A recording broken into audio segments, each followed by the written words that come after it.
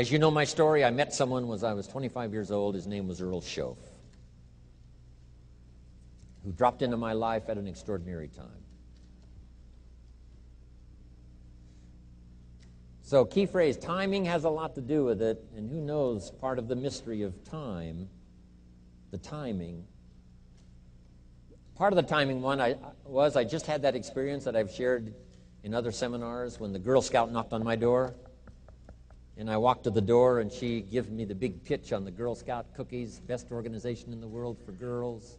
Got several flavors, time to buy the cookies, only $2. And with a big smile, she very politely asked me to buy. No problem, I wanted to buy. Big problem, I didn't have $2 in my pocket. And I didn't want to tell her that. So I did what I thought was next best. I lied to her. And I said, hey, look, I've already bought plenty of Girl Scout cookies. We've still got plenty in the house we haven't eaten yet. She said, oh, that's wonderful. Thank you very much. And she leaves. When she leaves, I say to myself, I don't want to live like this anymore. I mean, how low can you get lying to a Girl Scout? I mean, that's low down. I told myself that day, this will never happen to me again. One of those experiences. It's called like life-changing. I said, I'm going to search till I find better opportunities so my pocket won't be empty and the bank account won't be empty, and I won't be so far behind on my promises to my family. And it was shortly after that I meet Earl Schoaf, who taught me how to be wealthy, who taught me how to change my life. So who knows what the connection is, right? Someone says when the student is ready, the teacher will appear. You know, I don't know all the mystery of that. But anyway, it seems like some of those things uniquely happen. But it was Mr. Schoaf over a 5-year period before he died at age 49 who taught me some extraordinarily simple things. He only went to the 9th grade in school, never finished high school, never went to college, never went to university. So he put his ideas and his experiences in very simple language, which I think for me, you know, a kid from the farms of Idaho, that simplicity was so important. Because if it would have been technical, I'd have missed it. If it would have been mystic, I would have, backed away. But it was just basic, blunt, ABC, familiar stuff that I hadn't thought of before. And he did start to remind me, and those ideas changed my life. Mr. Schoaf was the one when I said, this is all they pay. He said, you've been working 6 years, Mr. Rohn, how come you're not doing better? And I said, this is all the company pays. He says, well, that's not true. I said, no, this is my paycheck. This is all the company pays. He said, no, this is all the company pays you. I thought, that's a new way to look at it, right? He said, doesn't the company pay 2, 3, 4, 5 times this amount to other people? And I said, well, yes. He said, well, then this is not all the company pays. It's all they pay you. And if you qualified, wouldn't your income grow 2, 3, 4, 5 times? I said, I suppose. So he said, we don't have to work on the company. We have to work on you. See, that was the beginning of what he called the phrase personal development. I told him things cost too much. He said, no, you can't afford them. I thought, well, that's a new concept. I hadn't thought about that.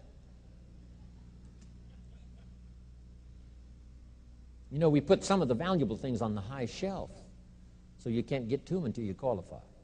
If you want the things on the higher shelf, you've got to stand on the books you read. Every book you read, you get to stand a little higher so you can get the things on the higher shelf. See, I learned those concepts. It was so incredible. And here was the most important one. Success is something you attract by the person you become. See, that phrase changed my life. Success is something you attract by the person you become. Success is not something you pursue.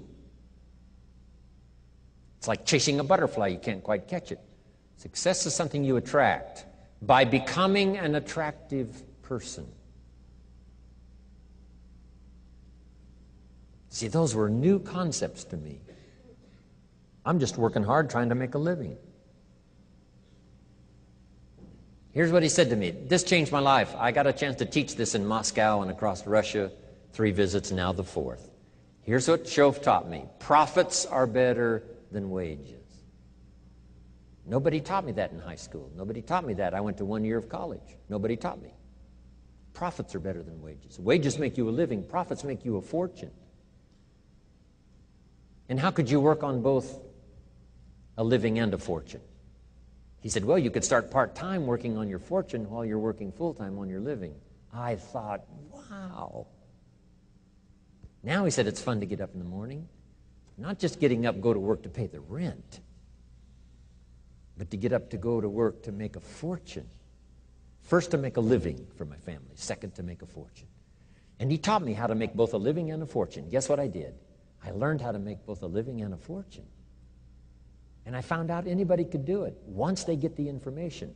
And at age 25, I started receiving this extraordinary information.